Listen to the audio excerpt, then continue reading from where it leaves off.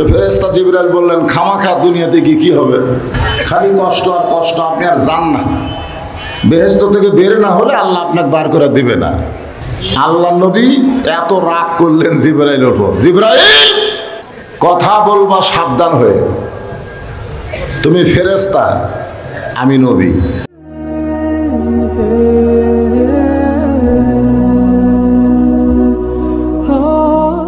যে বছর রাসূল মেরাজ করেছেন, এই বছর রাসূলের জীবনে 3টা কষ্ট গেছে। কয়টা কষ্ট? 1 নম্বর কষ্ট হলো চাচা আবু তালেব মারা গেছে। অনেকেই ভাবতেছেন চাচা মরলে ভাইস্তার কি? আপনারা চাচা মরলে কষ্ট পান? কথা কয় না। চাচা বললে খুব একটা কষ্ট হয়? আমি ছোট থেকে দেখছি আমার চাচা বাপের সাথে খালি গন্ডগোল করে। সামান্য 1 হাত জায়গার জন্য আমার বাবক ধরে মারছিল। তখন থেকে আমি খালি দোয়া করতাম চাচা মরলেই ভালো। কিন্তু আল্লাহর নবীর চাচা আবু তালেব যে মারা গেলেন, নবী এতই কান্না কানলেন, সাহাবীরা জিজ্ঞাসা করলেন, ইয়া রাসূলুল্লাহ, এই চাচা মরে যাওয়ার পরে আপনি এমন করে কেন কাঁদতেছেন? আল্লাহর নবী বললেন, মায়ের পেটে আমি এতিম হয়েছি, কিন্তু দুনিয়াতে আসার পর আমি এতিম ছিলাম না। মায়ের পেটে যখনই ছিলাম তখন আমার বাপ মরছে, কিন্তু এই দুনিয়াতে আসার পর আমি এতিম ছিলাম না। আমার চাচা আবু তালেব আমাকে এমন ভাবে লালন পালন করেছে, আমার যে বাবা নাই এটা আমি বুঝবারই পারিনি। সুবহানাল্লাহ কবেন না? সেই চাচা মারা গেলেন। চাচা মারা যাওয়ার কিছুদিন পরেই নবীর দরদের বিবি খাদিজা বিদায় হলেন। আপনারা বলেন তো, আবু তালেব মারা গেলেন, খাদিজা বিদায় হলেন, এ কথা বলার পিছনে কারণ কি? মুসলমান হিসেবে এগুলো আমাদের জানা দরকার। যারা বেঈমান তারা মারা যায়, আর যারা ঈমানদার তারা মারা যায় না, তারা বিদায় নেয়। জোরে কান সুবহানাল্লাহ। ঈমানদারের বিদায় নেওয়া বুঝেন? মিছে মায়ায় বন্দি থাইকা করলাম কত খেলা, পশ্চিমে তাকিয়া দেখো তোমার জীবনের ডুইবা গেল বেলা। আর একটা গানের মধ্যে বলা হয়েছে, পারে তোর বসত বাড়ি, ওই পারে তোর বাসা। যারা প্রকৃত মুসলমান হবে, দুনিয়ার বাড়ি তাদের বসত বাড়ি হবে, আর জান্নাত হবে তাদের বাসা। জোরে কান সুবহানাল্লাহ। তাহলে আমরা কি যারা ঈমানদার তারা কি মরে যাব না বিদায় নিব? হ্যাঁ, বিদায়। দুনিয়াটা হলো আমাদের জন্য জেলখানা।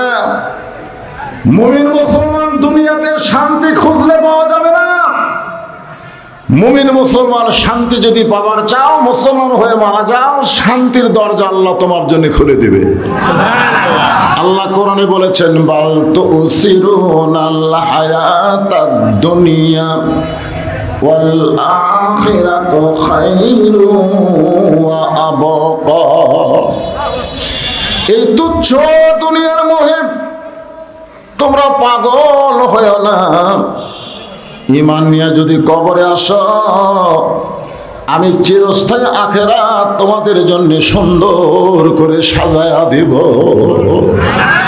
তোমরা যেমন চাবে, ওয়ালা তাস্তাহি আনফুসুকুম, তোমরা যেমন ভাবে চাবে আমি আল্লাহ আখিরাত তেমন ভাবে তোমাদেরকে সাজায়া দেব। জোরে বলুন সুবহানাল্লাহ। তাহলে আবু তালেব মারা যাওয়ার কারণ কি? আবু তালেব কি ঈমান নিয়ে মরছে না বেঈমান হয়ে মরছে?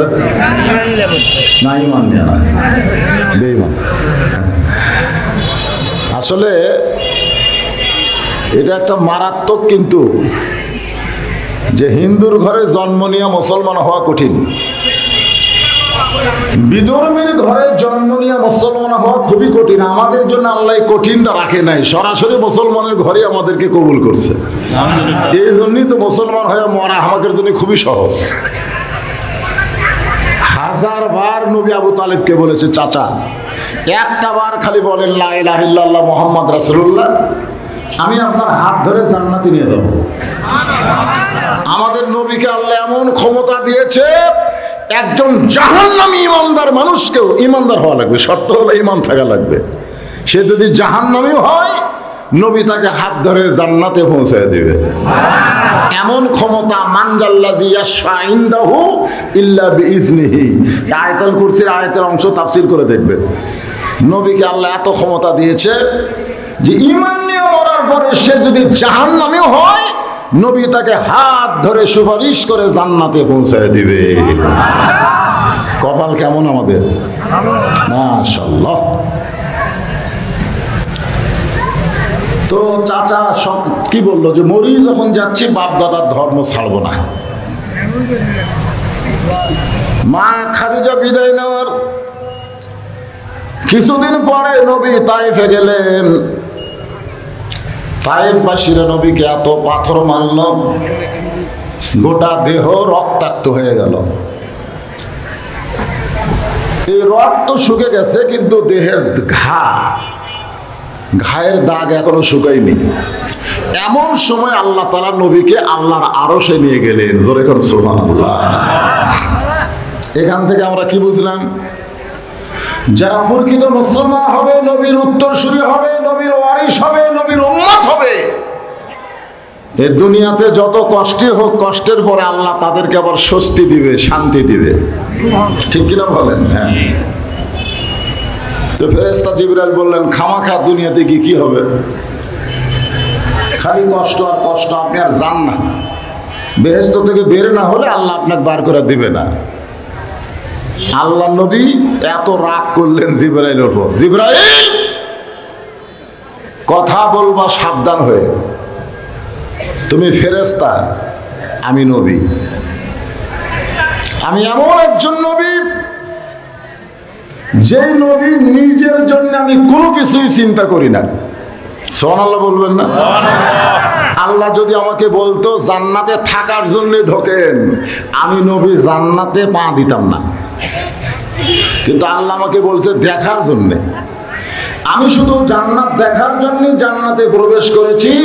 আমি সেই দিন জান্নাতে থাকার জন্য প্রবেশ করব যেদিন আমার সমস্ত উম্মতেরা জান্নাতি হবে। নিদানে আখেরাতে তরাইতে পুলসিরাতে কান্নারি হইয়া নবী পার করিবেন সেই তরণী। গুনগুন করে সবাই বলেন, নবী মোর পরশমণি, নবী মোর সোনার খনি, নবী নাম ভাবে যে জন সেই তো দোজাহানের ধনী। এমন একজন নবীর উম্মত হিসাবে আল্লাহ আমাদের কবুল করছেন, খুশি না বেজার? এই জন্য সবাই আর একবার বলি আলহামদুলিল্লাহ। আপনারা যে কোরআন থেকে আলোচনা শুনবেন, এই কোরআন সম্পর্কে 3টা স্বীকারোক্তি আপনাকে দিতে হবে। 1 নম্বর স্বীকারোক্তি হলো এই কোরআনে কোনো সন্দেহ সবাই বলা লাগবে। কেউ যদি জবান বন্ধ করে রাখেন তাহলে মনে হবে যে সন্দেহ আছে। জবান দিয়েছেন কে? তাহলে কোরআনের পক্ষে জবান খোলার দরকার আছে না নাই? আজকে বাংলার মুসলমান কোরআনের পক্ষে জবান খোলে না বলে প্রাইমারির দাম বেড়ে গেল, হাফেজি মাদ্রাসার দাম নাই। আজকে কোরআনের পক্ষে কথা বলে না বলে মানুষ নাকি বান্দরের গোষ্ঠী, এমন কথা শিক্ষার মধ্যে ঢুকাবার চাচ্ছিল। কিন্তু মুসলমান একটু সজাগ, বক্তার একটু সজাগ হওয়ার কারণে মোটামুটি সরকার সাইজ হচ্ছে। জোরে কোন কথা ঠিক কিনা? জবান খোলা লাগবে, বোবা শয়তান হলে চলবে। কয়েকদিন আগে গ্যাসের দাম ছিল 1300 টাকা বোতল, খালি জবান বন্ধ দেখে 1800 গেছে। এই জবান বন্ধ রাখলে জালেমেরা জুলুম করে আমাদেরকে শেষ করে দিবে। আমাদেরকে জবান খুলতে হবে। জোরে বলেন কথা ঠিক কিনা? জবান খোলা রাখবে। সবাই বলবেন, এই কোরআনে কোনো সন্দেহ, এই কোরআনে কোনো ধোঁকা, এই কোরআনে কোনো গোঁজামি। মাশাআল্লাহ, আমরা সেই কোরআনের আলোচনা শুনবো যেই কোরআন সম্পর্কে আল্লাহ বললেন অনুনাজ্জিলু মিনাল কুরআনি মা হুয়া শিফাউ ওয়া রাহমাতুল লিল মুমিনিন। এর বাংলা স্লোগান কি? সব সমস্যার সমাধান দিতে পারে আল কোরআন। বিশ্বাস হয় না? হবে না তো, কারণ আজকেও 3 জন ছেলেকে পাগড়ি দেওয়া হবে। কয়টা? 3 জন। খোঁজলে দেখেন সব গরিবের সন্তান। আমার এই 36 বছর ওয়াজের বয়সে কত হাজার হাফেজের মাথার যে পাগড়ি বান্ধা দিছি, আল্লাহ যদি আমাকে বলে খালি পাগড়ি বান্দার উসিলায় তো খাই মাফ করে দিলাম। কিন্তু সর্বনাশ কি জানেন, আজ পর্যন্ত কোন এমপির বেটার মাথার পাগড়ি বাঁধতে পারিনি, কোন ডিসিএসপির সন্তানের মাথায় আমি পাগড়ি বাঁধতে পারি নাই। সব সমস্যার সমাধানে কোরআন দেবে, অথচ বাংলার দরিদ্র জনগোষ্ঠী কোরআনের হাফেজ হয়, ধনীরা কোরআন থেকে বিমুখ হয়ে যায়। কোরআনের হক কথা আমরা বলবার গেলে আমাদের ত্রুটি চাইবা ধরতে চাই। জোরে কোন কথা ঠিক কি না? আমি যদি এমপির ছেলে হতাম আমাকে পুলিশ ধরতো না। গত কয়েকদিন আগে আপনার ফেসবুকে ইউটিউবে দেখেন যে আমাকে ধরবার আসলো, আর পরশু দিন আমাকে উঠপারি দিল না। কেন? গরিবের ছেলে যায়, গরিবের ছেল সারা জীবন চামড়া ফেতরা খেয়ে বড় হলো, এই কি আবার সুদের বিরুদ্ধে কয়? এই কেন কোরআনের আন্দোলনের কথা বলে? এই আপনারা বিশ্বাস করে বলেন সব সমস্যার সমাধানকে কোরআন দিতে পারে? মাশাআল্লাহ। করোনা যখন শুরু হয়েছিল না, তখন কিন্তু প্রাইমারি বন্ধ হয়েছিল, মাদ্রাসা বন্ধ হয়েছিল না। তখন আমার এই মাদ্রাসায় প্রাইমারির পরে 36-37 জন ছাত্র ভর্তি হয়েছিল। আমি আল্লাহর কাছে দোয়া করছিলাম, আল্লাহ করোনা আরো বছর 10 থাক, কারণ প্রাইমারি বন্ধ থাকবে, মাদ্রাসা খোলা থাকবে, একটা ছাত্র প্রাইমারি থাকবি না, সব আমাকে মাদ্রাসাতে আসবে। তোর কোন কথা ঠিক কি? কিন্তু না, দোয়া কবুল হয়নি।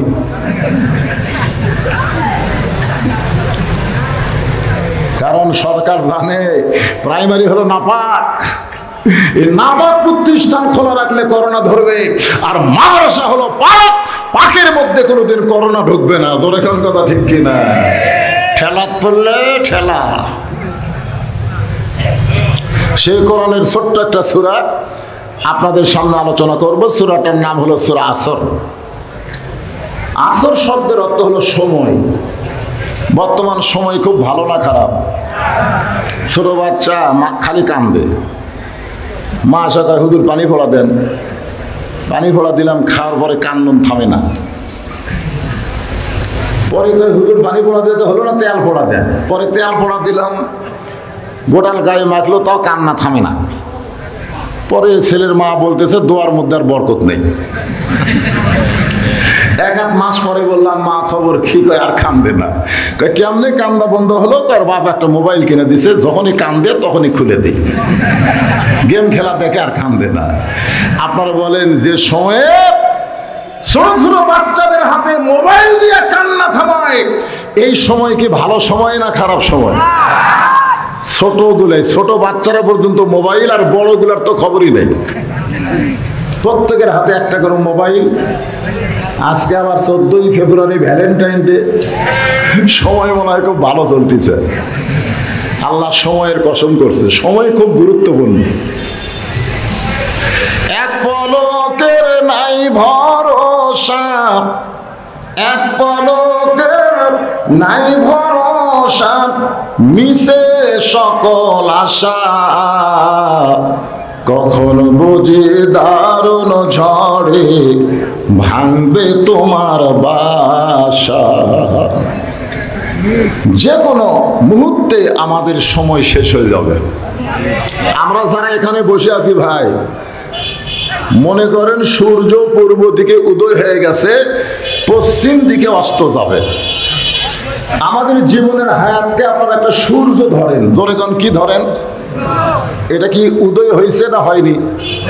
এখন আস্তে আস্তে কোন দিকে যাচ্ছে? আসর মানে কি? সময়। আসর কোন সময়? আসর এমন একটা সময় যে সময় থেকে মাগরিব পর্যন্ত খুব একটা বেশি সময় না। সেই সময়ের শপথ করে আল্লাহ বলতেছেন, ইন্নাল ইনসানা লাফি খুসর। ইন্না মানে নিশ্চয়, ইনসান মানে মানুষ। ইনসান মানে কি? মানুষ সম্পর্কে আল্লাহ বললেন, লাকাদ খালাকনাল ইনসানা ফি আহসানি তাকওয়িম। মানুষ এমন একটা সৃষ্টি, সুবহানাল্লাহ বলেন। আল্লাহ বলেছেন তার অবয়বকে, তার চেহারাকে আমি আল্লাহ তাআলা অতীব সুন্দর করে সৃষ্টি করছি। আপনারা বলেন তো বানরের চেহারা কেমন? বানরের চেহারা এ কথা কয় না কেন? এই যে বাংলাদেশের একজন ডক্টর জাফর ইকবাল, কি ইকবাল? জাফর ইকবাল, ও ষষ্ঠ শ্রেণীতে আমাকে ক্লাস 6-এ ডারউইনের বিবর্তনবাদকে ঢুকাই দিয়েছিল যে মানুষের উৎপত্তি নাকি বান্দর থেকে। বান্দরের ঢপ কি খুব ভালো? যেরকম ভালো আল্লাহ লাকাদ খালাকনাল ইনসানা কইছে না বান্দর কছে? ইনসান কছে, মানুষ। ইনসান মানে মানুষ। সেই মানুষকে লক্ষ্য করে আল্লাহ বলতেছেন, লাফি মানে ভিতরে, খুসরুন মানে ক্ষতি। নিশ্চয় মানুষগুলো ক্ষতির ভিতরে। এত আদর করে সুন্দর করে আল্লাহ মানুষ তৈরি করলেন, সেই মানুষ ক্ষতির ভিতরে। এই কথাটা বলার পিছনে আল্লাহর রাগ বোঝা যায় না দয়া বোঝা যায়? আপনার কোন তো রাগ না দয়া? রাগ কেমন? ছেলে ব্যবসা করতেছে আর বাবা বলতেছে তোর লাভ হবে, এ তোর লাভ হবে, তুই যে দোকান দিলি তোর লাভ হবে। ছেলে কয় বাবা কোন কি লাভের জন্যই দোকান দিছি। বাপ কয় রে তোকে আমি দয়া করে দেখাই, চিন্তা করতেছি তো লাভ হবে না, কারণ বর্তমান সময় এত খারাপ, বাকি খায়া খায়া তোর দোকান ধ্বংস করে দিবে। আপনার বলেন তো বাপ তার সন্তানকে দয়া করে না রাগ করে? দয়া করেই বলতেছে বর্তমানে যে সময় চলতেছে এই সময়ে তো দোকানত খালি বাকি খাবি, দিবার চাই আর দিবি না, শেষে দেখবি ঘর আছে আর তবিল নেই। মুসা আলাইহিস সালাম রাস্তা দিয়ে যাচ্ছে, যাওয়ার সময় দেখে এক দোকানদার রাস্তায় বসে কাঁদতেছে। মুসা আলাইহিস সালাম বললে, এই বেটাই দোকানদারি বাদ দিয়ে, ব্যবসা বাদ দিয়ে তুই কান্দিস কেন? বলে কান্দার কারণ হলো ফেরাউনের বাবুর্চি আমার দোকানের বাকি খায়া খায়া সব শেষ। টাকা চালি গরম দেখায় আর খালি কয় আমার দল ক্ষমতাত আছে। আমার চিনিস, আমার দল ক্ষমতাত আছে, খালি ক্ষমতার দোহাই দিয়া দোকানত বাকি খায় সবই শেষ, এখন আমি রাস্তায় বসে কান্দি। তো মুসা বলতেছে বাবুর্চি কোথায়? ওই যে যাচ্ছে দেখেন, হাতির মতন ধুলতেছে, বাকি খাই তো টাকা দেওয়া লাগে না। টাকা চালি কয় আমার চিনিস আমার দল ক্ষমতাত আছে। আপনার বলেন তো দল ক্ষমতাত আছে না আল্লাহ ক্ষমতাত আছে? আজকে আমাদের বাংলাদেশে অনেকে কিন্তু বলে অমুক দল ক্ষমতাত আছে। কেউ যদি বলে অমুক দল ক্ষমতাত আছে, বলা মাত্রই বেঈমান হয়ে যাবে। কথা বল না কেন? বলা মাত্রই শেষ, ওর আর ঈমান নাই। কেউ যদি বলে আওয়ামী লীগ ক্ষমতাত আছে, বলা মাত্রই বেঈমান হয়ে যাবে। আওয়ামী লীগ ক্ষমতায় নাই, কোন দল ক্ষমতা নাই, ক্ষমতায় আছে আমার আল্লাহ। যখন ক্ষমতা কার? এ কথা কি আমি কইছি না আল্লাহ কইছে?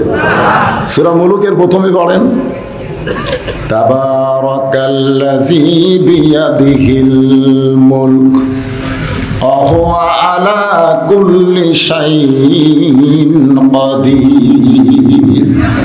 গোটা পৃথিবীর রাজত্ব, কর্তৃত্ব, মালিকানা কার হাতে? সমস্ত বিষয়ের উপরে ক্ষমতা কার? ওয়া হুয়া আলা কুল্লি শাইইন কাদির। সব বিষয়ের উপরে ক্ষমতা কার? তাহলে ক্ষমতা কি আছে? দল আছে না আল্লাহ আছে? তো মুসা নবী ফেরাউনের বাবুর্চি সামনে দেবে, ভাই টাকা দে, টাকা দে। ওই দোকান বাদ রাস্তার কান দে, টাকা দে। বাবুর্চি আমাকে চিনিস?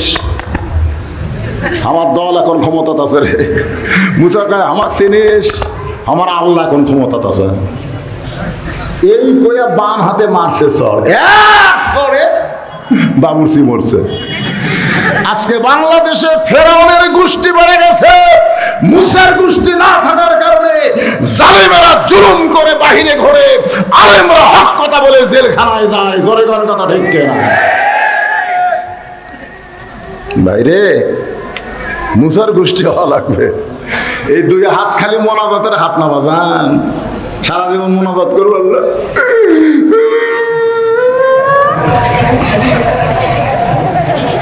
আমার ড্রাইভার আমাকে গাড়ির থেকে নামা দিছে, নামাতে কয় হুজুর আপনি বাসার যান আর আমি গাড়ি গ্যারেজে রাখি। আমি কেবল গেট খুলছি, গেট খোলার পরে 4টা কুত্তে আমার ধরছে, মানে গাছের নিচে ঘুম পাড়তেছিল, খাম খাম করে আমার ধরলো, মনে আমার জুব্বা ছেড়ে ফেলে দেবে। আমি আয়াতুল কুরসি কই, কুত্তা সরে না। আমি দোয়ায় কুনুত কই, কুত্তা লড়ে না। আমি দোয়া ইউনুস পড়ি, কুত্তা আরো মনে হয় ধরবার আসে। শেষ পর্যন্ত ইন্নাহুম ইয়াকিদুনা কায়দা ওয়া আকিদু কায়দা, কুত্তা খেদানোর আয়াত কই, তারপরে কুত্তা আমার জুব্বাত দিল কামড়। তখন আমার ইমান বলতেছে মাওলানা তোর মুখত খালি দোয়া আছে, তোর হাতত লাঠি নেই। তোর মুখে দোয়া আছে কিন্তু তোর হাতে লাঠি নাই। যদি লাঠি থাকতো এক কুত্তার পাঁচাত বাড়ি মারলে বাকি 3টা দৌড় মারতো। জোরে কার কথা ঠিক কি না? আজকে মুসলমানের খালি দোয়া আছে কিন্তু লাঠি নাই। লাঠি থাকলে ফেরাউনের গোষ্ঠী কথা বলতে পারতো না। জোরে কার কথা ঠিক কি না? কি আছে দুই হাত খালি দোয়ার হাত, খালি দোয়া দিয়ে কাম সারবে, দোয়া দিয়ে কাম হবে না। দোয়ার সাথে কি লাগবে? কথা কয় না কেন?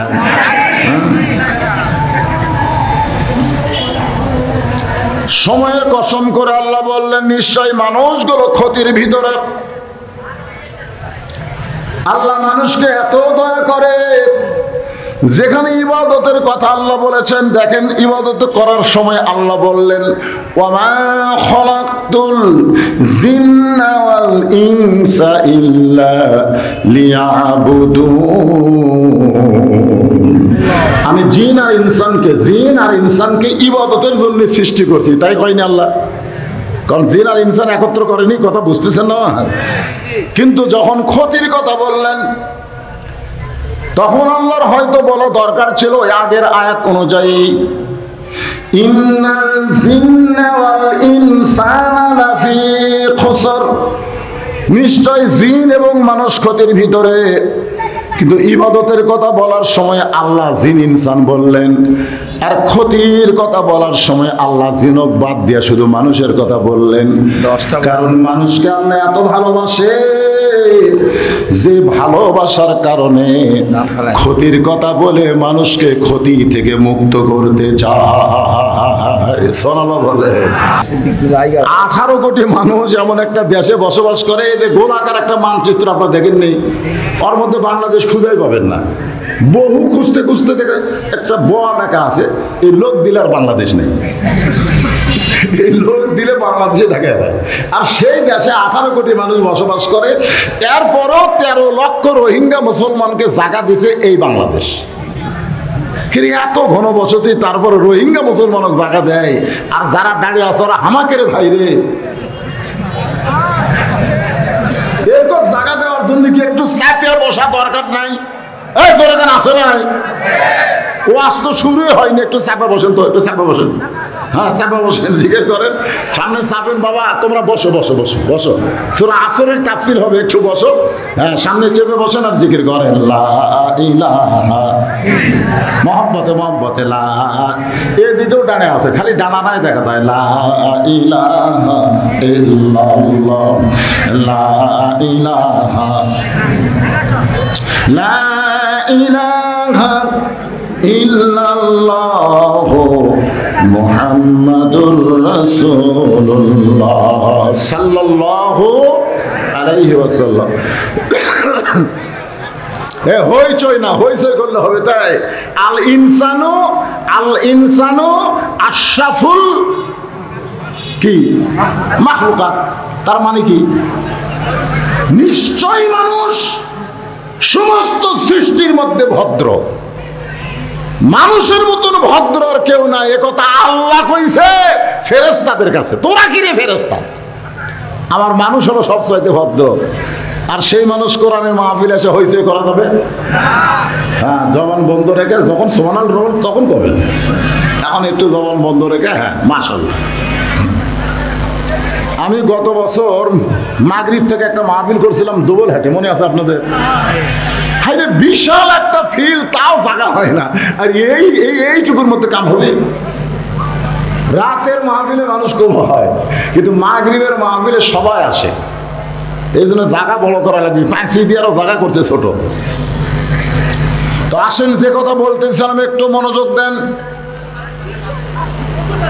আদর করে আল্লাহ মানুষকে তৈরি করেছেন, এই জন্য সকলে একটু আমার সঙ্গে গজলের সুরে বলবেন, সবাই বলবেন, আদর করে মানুষ আল্লাহ বানায়া কেমনে দিবেন ক্ষতির মধ্যে ফেলিয়া। এটা কইলে তো মজা লাগে, বারে কন না কেন আপনারা? আদর করে মানুষ আল্লাহ বানায়া কেমনি দিবেন ক্ষতির মধ্যে ফেলিয়া। ইল্লাল্লাযিনা আমানু ওয়া আমিলুস সালিহাত ওয়া তাওয়াসাউ বিল হক ওয়া তাওয়াসাউ বিস সবর। আল্লাহ বললেন, বান্দারে তোদেরকে ক্ষতি থেকে বাঁচানোর জন্য আমি 4টা বিষয় উপস্থাপন করলাম। এই 4টি কাজ যদি তোমরা করতে পারো তাহলে তোমরা ক্ষতির মধ্যে পড়বা না। কয়টা? 1 নম্বর হলো ঈমান। 1 নম্বর ঈমান। ঈমান যদি না থাকে আপনি যত ভালো মানুষ হন না কেন, আপনি ক্ষতি থেকে বাঁচতে পারবেন না। ক্ষতি থেকে বাঁচতে গেলে 1 নম্বর লাগবে ঈমান। যেরকম 1 নম্বর কি? সাহাবারা জিজ্ঞেস করলেন, ইয়া রাসূলুল্লাহ, ঈমান সম্পর্কে আমরা জানতে চাই। আল্লাহ রাসূল বললেন, ইকরার বিল লিসান, তাসদীক বিল জানান, আমল বিল আরকান। এরই নাম হলো ঈমান। ঈমানের ব্যাখ্যাটা এইভাবে করলেন, জবানে বলতে হবে লা ইলাহা ইল্লাল্লাহ। জোরে কর লা ইলাহা ইল্লাল্লাহ। না ঝাঁকি দিয়েই কর, যত ঝাঁকি তত নেকি, বুঝেন না? লা ইলাহা ইল্লাল্লাহ, লা ইলাহা ইল্লাল্লাহ, লা ইলাহা ইল্লাল্লাহ। এই ঝাঁকির মতো মজা নাই। এত ঝাঁকির চোটে সামিয়ানার উপর যায়, দেখছেন? এমন ঝাঁকি দৌড়ে সে ফিরক পাড়া ফেলে দেয়। পীরের কালি ল্যাংটি না থাকলে ভাই জনগণ সব দেখবার পাতরে। কি ঝাঁকি! এটা হলো ইকরার বিল লিসান। জবানে ঝাঁকি দিয়ে বলা লাগবে, জবানের মধ্যে ঝাঁকি থাকা লাগবে। আমার এলাকার এক শঙ্কর দাস হিন্দু মানুষ বলছে, আমাকে একদিন বলে, বাজান মুসলমানের কলমার দাম আছে। আমি বললাম, আপনি হিন্দু হয়ে মুসলমানের কলমার দাম কেমনে বোঝেন? বলে, যুদ্ধের সময় পাকিস্তান আর্মি যখন বাংলাদেশে ঢুকলো তখন আমরা হিন্দু হয়ে জিকির করলাম লা ইলাহা ইল্লাল্লাহ, লা ইলাহা ইল্লাল্লাহ, লা ইলাহা ইল্লাল্লাহ। আরবিরা কয়, বিলকুল ঠিক হয়। খালি কলমা মুখে থাকার কারণে আর্মির গুলি থেকে আমরা বাঁচা গেছি বাবা। মুসলমানের কলমার দাম আছে রে।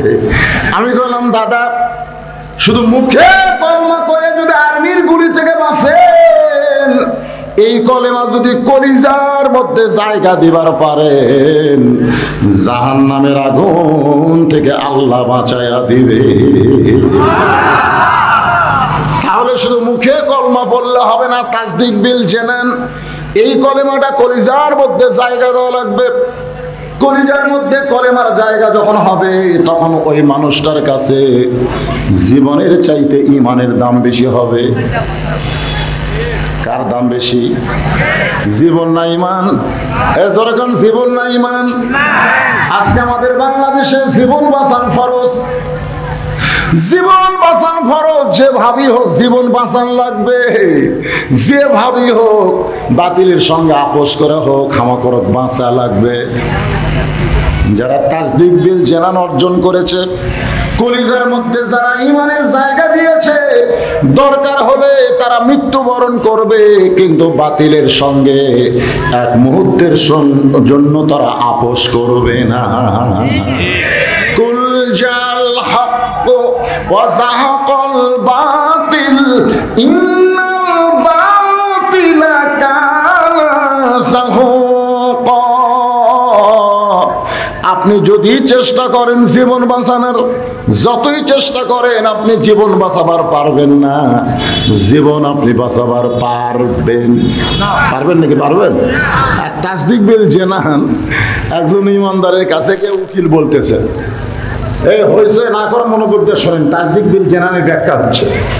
তো উকিল বলতেছে, ভাই আপনার তো ফাঁসির রায় কার্যকর হবে, যে কোনো মুহূর্তে আপনার ফাঁসি হবে ভাই। যদি আপনি বাঁচবার চান তাহলে রাষ্ট্রপতির কাছে জীবন ভিক্ষা চান। রাষ্ট্রপতি যদি জীবন ভিক্ষা দেয় তাহলে আপনার ফাঁসি কার্যকর হবে না। তাসদিক বিল জানানের ইমানদার মুচকি মুচকি হাসে। উকিল বলে, হাসেন কেন? বলে, হাসার কারণ হলো তোমার কথা শুনে হাসি লাগতেছে। তুমি কি কইলে? রাষ্ট্রপতির কাছে জীবন ভিক্ষা চাবো? আমি আমার জীবনে 3টা রাষ্ট্রপতিকে ক্ষমতার থাকা অবস্থায় মরা দেখছি। যার কাছে জীবন ভিক্ষা চাবো তার মতন 3টা রাষ্ট্রপতি ক্ষমতা থাকতেই মরিছে। একটা হলো বঙ্গবন্ধু শেখ মুজিবুর রহমান, একটা জিয়াউর রহমান, একটা জিল্লুর রহমান। তো যারা ক্ষমতা থাকতেই মরে যায় তাদের কাছে ইমানদার কোনোদিন জীবন ভিক্ষা চাবে না। জীবন দেওয়ার মালিক যিনি, জীবন নেওয়ার মালিক তিনি। জোরে কথা বলুন। তাহলে তাসদিক বিল জানান মানে কি? ঈমান বাঁচান ফরজ না জীবন বাঁচান ফরজ? আপনাদের কাছে কোনটার দাম বেশি? অন্তর থেকে বলেন, পরীক্ষা শুরু হবে, পরীক্ষা শুরু হবে, আর বেশি দিন নেই, অল্প সময়ের মধ্যে পরীক্ষা আসতেছে। আল্লাহ বলেছেন, লিয়াবলুয়াকুম আইয়ুকুম আহসানু আমালান ওয়া হুয়াল আজিজুল গফুর। পরীক্ষা ছাড়া ইমানদারকে ছাড়া যাবে না। প্রত্যেকটা ইমানদারের পরীক্ষা নেবেন কে? ওয়ালা নাবলুওয়ান্নাকুম বিশাইইন মিনাল খাউফি ওয়াল জুই ওয়া নাকসিম মিনাল আমওয়ালি ওয়াল আনফুসি ওয়াস সামারাতি ওয়া বাশশিরিস সাবিরিন।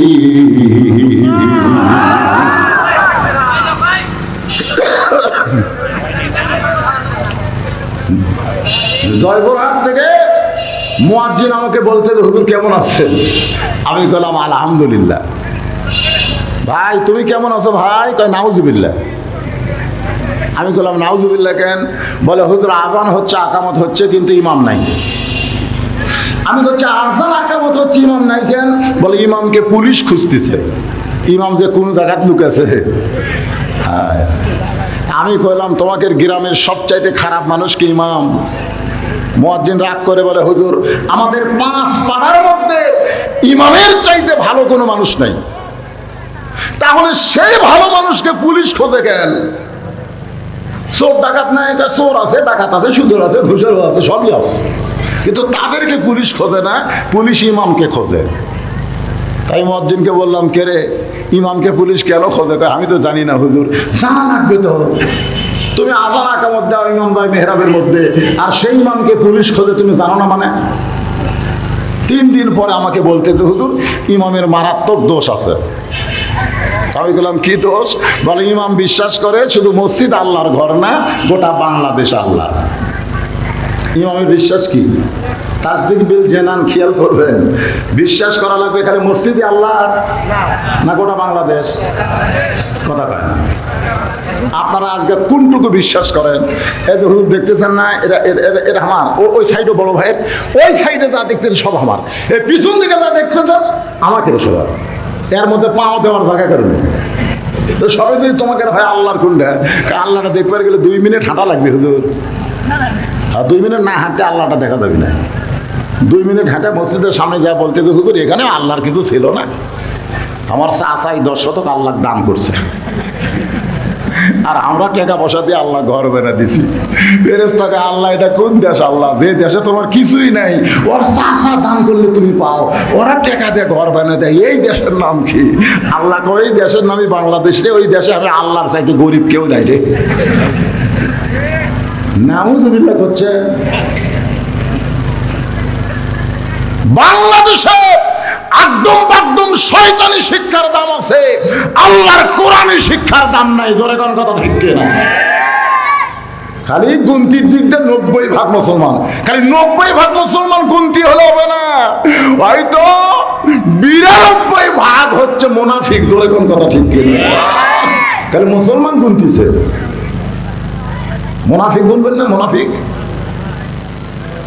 আসরের নামাজ নবী পড়তেছেন, আসরের নামাজ ইতিমধ্যে আল্লাহ কোরআনে আয়াত নাযিল করছে, ইয়া আইয়ুহান নাবিয়্যু হারজিল মুমিনিনা আলাল কিতাল।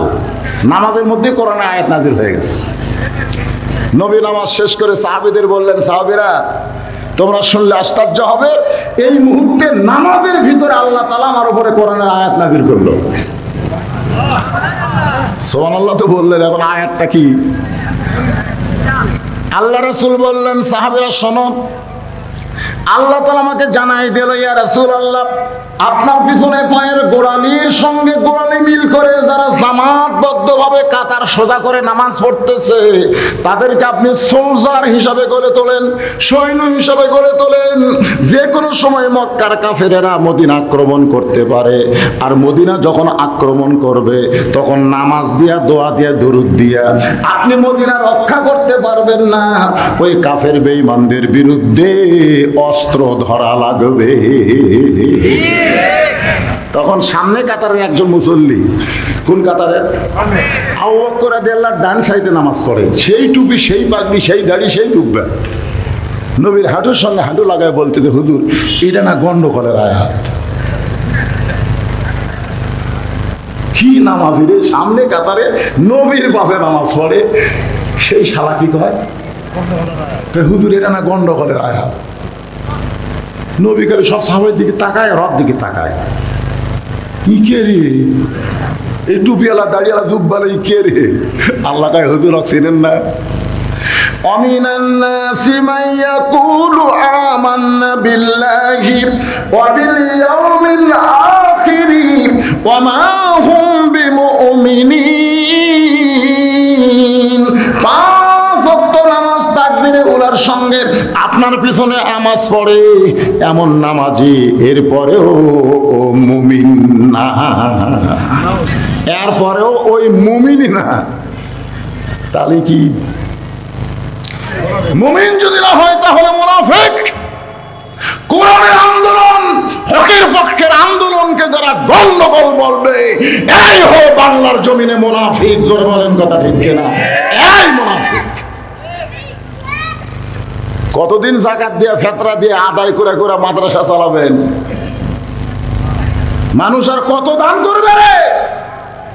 আমাদের ট্যাক্সের টাকা দিয়ে, আমাদের ইনকাম ট্যাক্স দিয়ে প্রাইমারি চলে, হাই স্কুল চলে, কলেজ চলে, এই কোরআনের নূরানি মাদ্রাসা কেন চলবে না? কেন চলবে না? আবু জেহেল সারা রাত কোরআন শুনছে, সকালবেলা যায় কি সুন্দর কোরআনের বাণী, রাতটা কোন দিক দিয়ে গেল আমি বুঝতে পারিনি। আবু সুফিয়ান বলতেছে, আরে যে কোরআন শুনতে রাত সারা রাত চলে গেল আপনি বুঝতে পারলেন না? সেই কোরআন গ্রহণ করলে তো খুব ভালো হয়।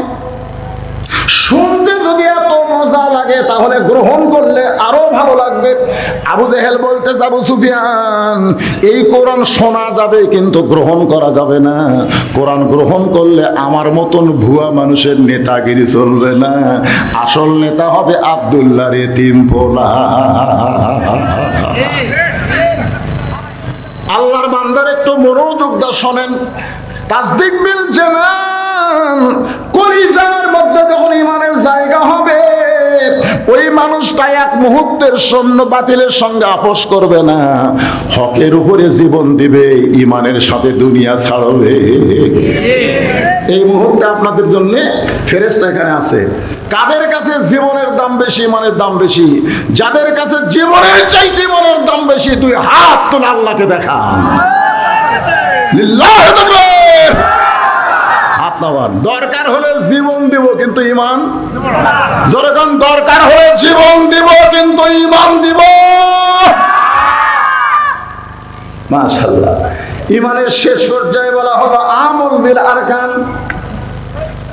তুমি যে ঈমান গ্রহণ করেছো সেই ঈমান অনুযায়ী তোমাকে আমল করা লাগবে। সূরা আসরের 2 নম্বর বিষয় হলো আমিলুস সলিহাত, নেক আমল করা লাগবে। শুধু আমল করলে হবে না, দয়াল বাবার দরবারেতে কেউ ফিরে না খালি হাতে। কত আমল আজকে বাংলাদেশে বাড়াচ্ছে, কত আমল, কত তরিকা। আল্লাহর হুকুম নবীর তরিকা, আল্লাহর হুকুম নবীর তরিকা। কার হুকুম? তরিকা কার? নবী ছাড়া অন্য কারো তরিকা মানা যাবে? আমি চিশতিয়া তরিকা, তুই কি রে? আমি কাদরিয়া, তুই কি রে? কই নকশবন্দি। কেন তো কত তরিকা বানাবার কি করল রে? আল্লাহ বললেন, হে রাসূল আপনি বলেন, কুল আপনি বলেন, ইন কুনতুম তুহিব্বুনাল্লাহ ফাত্তাবিউনি ইউহিব্বুকুমুল্লাহ ওয়া ইয়াগফির লাকুম যুনুবাকুম ওয়াল্লাহু গফুরুর রহিম। যদি আল্লাহর মহব্বত পাওয়ার চাও, আল্লাহর ইবাদত করবার চাও, আল্লাহর যদি গোলামীর জিন্দির আবদ্ধ হও, তাহলে নবীকে ইত্তেবা করো, নবীর তরিকা মোতাবেক চলো। যদি আল্লাহ পাওয়ার চাও, নবী ছাড়া আল্লাহ পাওয়ার কোনো উপায় নাই। তাহলে আমার সঙ্গে সকলে একটু বলবেন, উপায় নাই রে, উপায় নাই রে, উপায় নাই, নবী বিনে আল্লাহ পাওয়ার উপায় নাই। কেরে ছেলেবেলে সাদা কালা গান গাও, বাদাম বাদাম ফাটাও, এখানে হি হি করে হাসতেছে, কি হয়? একটু গলা ছাড়া খাওয়া যান, সবাই একটু বলো, দেখো মজা লাগবে। উপায় নাই রে, উপায় নাই রে, উপায় নাই, নবী বিনে আল্লাহ পাওয়ার উপায় নাই। ঈমান গ্রহণ করার পরে যতগুলো নেক আমল আছে, সমস্ত নেক আমলের মধ্যে 1 নম্বর নেক আমল হলো নামাজ। যখন 1 নম্বর নেক আমলের নাম কি? যে নামাজ সম্পর্কে রাসূল বলেছেন, লা সালাতা লা ঈমান, যার নামাজ নাই তার ঈমানই নাই। তাহলে কি বুঝলেন? যে ঈমানের উপরে তখন ওয়াজ শুনলেন, সেই ঈমানটা যদি আমরা রাখতে চাই, তাহলে 1 নম্বর নেক আমল হচ্ছে নামাজ। জোরে বলেন, লা সালাতা লা দীনা। যার নামাজ নাই তার কোনো ধর্ম নাই। বাইনাল আবদি ওয়াল কুফরি তারকুস সালাত। বান্দার কাফেরের মধ্যে পৃথক করার জিনিসটার নামই হলো নামাজ। যে নামাজ পড়বে সে হবে বান্দা, আর যে নামাজ পড়বে না সে হলো কাফের। আমি যেই বলবো বেনামাজি, আপনারা বলবেন কাফের। বলতে পারবেন না ভাইজান? বেনামাজি, বেনামাজি, আরো জোরে সাইড থেকে, হুজুর আপনি কি মনে করছেন আমি কি জুম্মার নামাজ পড়ি না? হ্যাঁ হ্যাঁ।